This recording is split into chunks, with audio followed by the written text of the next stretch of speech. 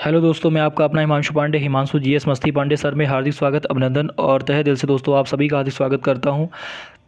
हम लोगों ने ध्वनि प्रदूषण का भाग 1 देखा था। आज हम लोग ध्वनि प्रदूषण के पार्ट 2 को आप लोगों के बीच लेकर आए हैं, क्योंकि पार्ट 1 में बहुत ज़्यादा इन्फॉर्मेशन हम आपको नहीं दे पाए थे। इसीलिए आप लोगों के लिए एक नया पार्ट मुझे लाना पड़ा और वह भाग 2 था। इसमें दोस्तों जितनी पार्ट 1 में आपकी बची हुई जानकारियाँ थी वो हम आपको पार्ट 2 में देने की पूर्णतः कोशिश करेंगे, और इतनी जानकारी आपको दे देंगे कि मैं वादा तो नहीं करता, लेकिन ज़रूर आपको बताऊंगा कि आप पेपर में ध्वनि प्रदूषण से संबंधित अगर कोई भी 2 नंबर का क्वेश्चन आ गया तो आपसे छूटेगा नहीं दोस्तों, क्योंकि जब तक हम लोग तोड़ेंगे नहीं तब तक हम छोड़ेंगे नहीं। चलिए दोस्तों, हम लोग स्टार्ट करते हैं अपने ध्वनि प्रदूषण का एक अगला टॉपिक। चलिए देखिएगा, यहाँ पे हमने एक अंतर्राष्ट्रीय हवाई अड्डा बना रखा है। आप सोच रहे होंगे कि यह अंतर्राष्ट्रीय हवाई अड्डा कौन सा है और मैंने क्यों बनाया है। तो ध्यान रखना मेरे मित्र, यह जापान का टोक्यो अंतर्राष्ट्रीय हवाई अड्डा है। यह जापान का टोक्यो अंतर्राष्ट्रीय हवाई अड्डा है। जापान की राजधानी कौन सी है? तो जापान की जो राजधानी है दोस्तों वो टोक्यो है। और जापान की राजधानी टोक्यो में एक सबसे बड़ा खास फैसला लिया गया, और वह खास फैसला क्या लिया गया हम आपको आगे बताते हैं। तो केवल आप ये अपने दिमाग में अंतर्राष्ट्रीय हवाई अड्डा रखना, जापान का टोक्यो अंतर्राष्ट्रीय हवाई अड्डा। तो ये ध्यान रखना। अब मैंने यहाँ पे आपको चित्र पहले क्यों दिखाया, इसके लिए आप हमारे साथ बने रहिए, मैं आपको आगे बताता हूँ। देखिएगा, सबसे पहले यहाँ पे मैंने इसलिए चित्र बनाया था क्योंकि यहाँ पे जानकारी दी हुई है, जापान ने ध्वनि प्रदूषण कम करने के लिए टोक्यो शहर के अंतर्राष्ट्रीय हवाई अड्डा पर जहाज़ों का आवागमन रात्रि 10 बजे से प्रातः 4 बजे तक के लिए क्या कर दिया गया? बंद कर दिया गया, प्रतिबंधित कर दिया गया। और कहा गया कि जापान का जो टोक्यो शहर है वहाँ पर कोई भी अंतर्राष्ट्रीय हवाई अड्डा में जो भी हवाई जहाज़ होगा वो रात्रि 10 बजे से लेकर सुबह 4 बजे तक का क्या कर दिया गया? प्रतिबंधित कर दिया गया। कोई भी यहाँ से हवाई जहाज़ लैंड नहीं करेगा और कोई भी उतरेगा भी नहीं, लैंड नहीं करेगा, आएगा नहीं। जब उड़ान भरेगा ही नहीं तो फिर दूसरा कोई वहाँ से आएगा भी नहीं। यानी रात्रि 10 बजे से लेकर सुबह 4 बजे तक कोई भी हवाई जहाज का आवागमन नहीं होगा। यह सबसे पहले निर्णय लेने वाला सबसे पहला क्या बन गया दोस्तों? देश बन गया। सबसे पहला क्या बन गया दोस्तों? सबसे पहली कंट्री बन गई। इसलिए दोस्तों यह हमेशा सुर्खियों में बहुत रहता है। सुर्खियों में इसके रहने का रीज़न भी है।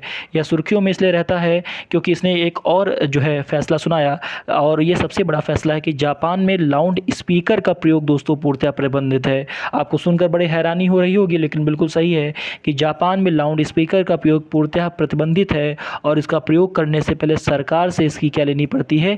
अनुमति लेनी पड़ती है। शायद इंडिया में भी ऐसा होता तो मज़ा आ जाता। जो लोग रॉयल एनफील्ड गाड़ी में 10-10 सायरन लगाकर घूम रहे होते हैं वो शायद उसको थोड़ा कम किया जा सकता था। दहेज में मिल जाती है, क्या करें, मजबूरी है, दिखाना पड़ता है कि देखो मेरे पास भी रॉयल एनफील्ड है। चलिए, लेकिन जापान में ऐसा दोस्तों बिल्कुल नहीं है। जापान में लाउड स्पीकर का प्रयोग दोस्तों पूर्णतः तरीके से क्या है? प्रतिबंधित कर दिया गया है। अगर लाउड स्पीकर का प्रयोग करना है तो पहले सरकार से आपकी इसको क्या लेनी पड़ेगी? अनुमति लेनी पड़ेगी। सर, क्या भारत सरकार ने इसके खिलाफ कोई कदम उठाया? तो बिल्कुल उठाया, भारत सरकार जरूर कदम उठाती है। उसने कहा कि भारत के सुप्रीम कोर्ट ने कहा कि हम रात्रि 10 बजे से लेकर सुबह 6 बजे तक का कोई भी पटाखा नहीं दगाया जाएगा, कोई भी पटाखा नहीं जलाया जाएगा, क्योंकि पटाखा जलाने से बहुत ज़्यादा अधिक साउंड पोल्यूशन होता है। इसको कम करने के लिए उन्होंने कहा कि कोई भी गेस्ट हाउस जहाँ पर शादी वैवाहिक कार्यक्रम हो रहा होगा वहाँ रात्रि 10 बजे से लेकर सुबह 6 बजे तक कोई भी ऐसा पटाखा नहीं दगाया जाएगा जिससे लोगों को तकलीफ़ हो जो उनके आवास क्षेत्र में रह रहे हों। चलिए, तो ये हमारी भारत सरकार ने कदम उठाया और ये जापान ने कदम उठाया। इसी श्रृंखला में हम लोग आगे बढ़ते हैं और आगे देखते हैं। दोस्तों यहाँ पर आप एक चित्र देख पा रहे होंगे, और उस चित्र का नाम है, उस पेड़ का नाम, उस पौधे का नाम है, उस पेड़ पौधे का नाम जो आप देख पा रहे हैं इसका नाम है सीता अशोक। शायद इसके बारे में मैंने आपको पहले भी बताया था, और आज मैंने आपको इसलिए बताया क्योंकि ये जो है पेड़ जो आप देख पा रहे हो ये सीता अशोक पेड़ है, और मैंने इसका चित्र आपको बता दिया। सर आपने क्यों उसके चित्र का नाम बताया? ये जानने के लिए मेरे साथ बने रहिए, मैं आपको आगे बताता हूँ। चलिए देखिएगा, सबसे पहले सीताशोक का मैंने चित्र बता दिया है, आप इसको देख भी लिए होंगे एक बार। अब आगे बढ़ते हैं, यही सीताशोक का पेड़ है। चलिए देखिएगा दोस्तों, अब आपकी वही बात आ गई। लिखा हुआ है सीता अशोक एक ऐसा वृक्ष है जो सर्वाधिक मात्रा में ध्वनि को क्या करता है, अवशोषित करता है। दोस्तों अगर आपसे पूछा जाए कि सर्वाधिक मात्रा में ध्वनि को अवशोषित करने वाले पेड़ का नाम बताइए, तो आप कहना कि सर्वाधिक मात्रा में ध्वनि को अवशोषित करने वाले पेड़ का नाम क्या है, सीता अशोक है।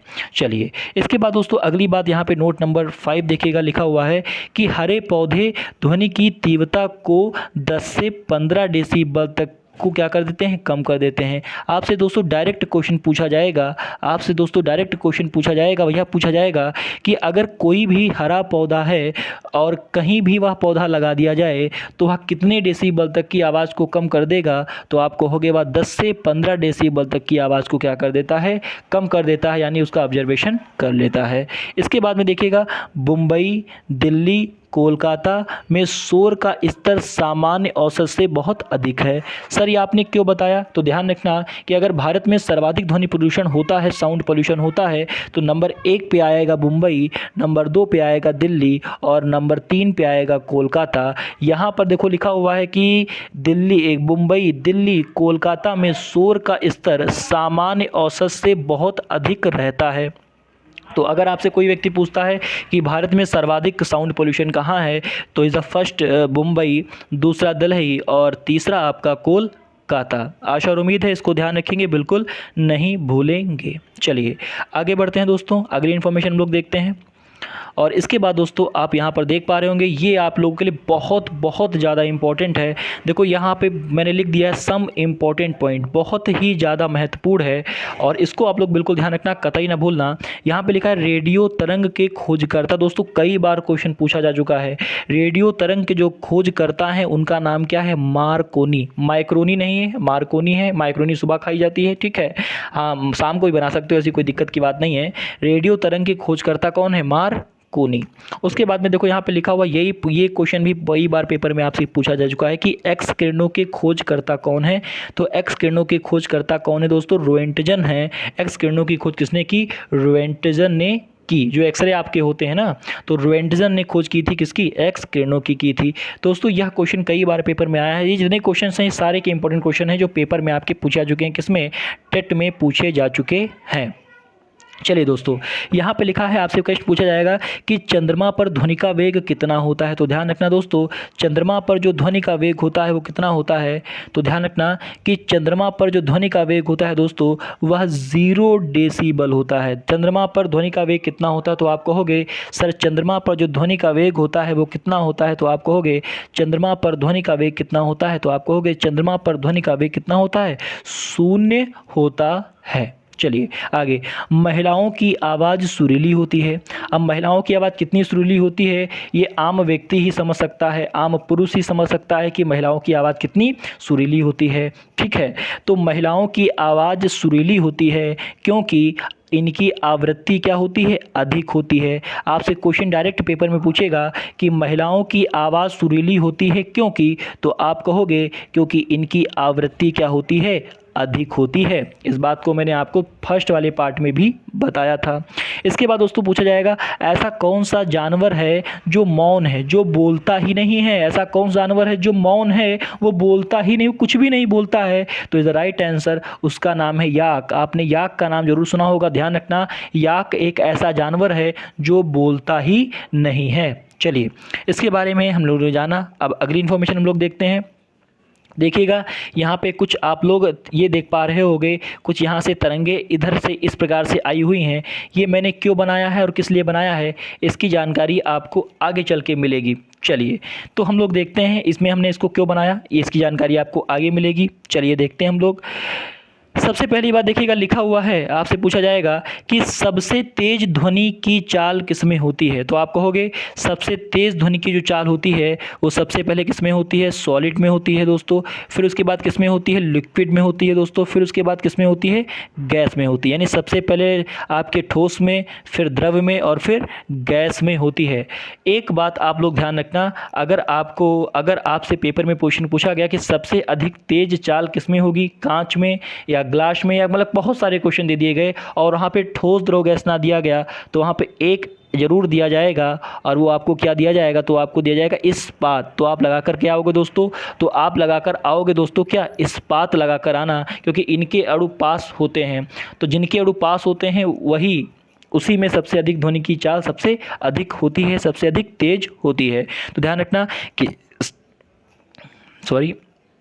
सबसे तेज़ ध्वनि की चाल किस में होती है, तो सबसे तेज़ ध्वनि की चाल होती है पहले ठोस में, फिर द्रव में और फिर गैस में। और अगर ये आपको तीनों ऑप्शन ना मिले और फिर भी क्वेश्चन में पूछा जाए कि सबसे अधिक तेज ध्वनि की चाल किस में होती है, तो आप राइट आंसर करना है इस्पात में।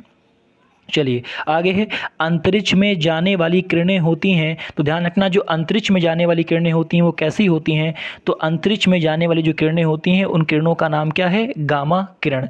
यह आपके सुपर टेट में क्वेश्चन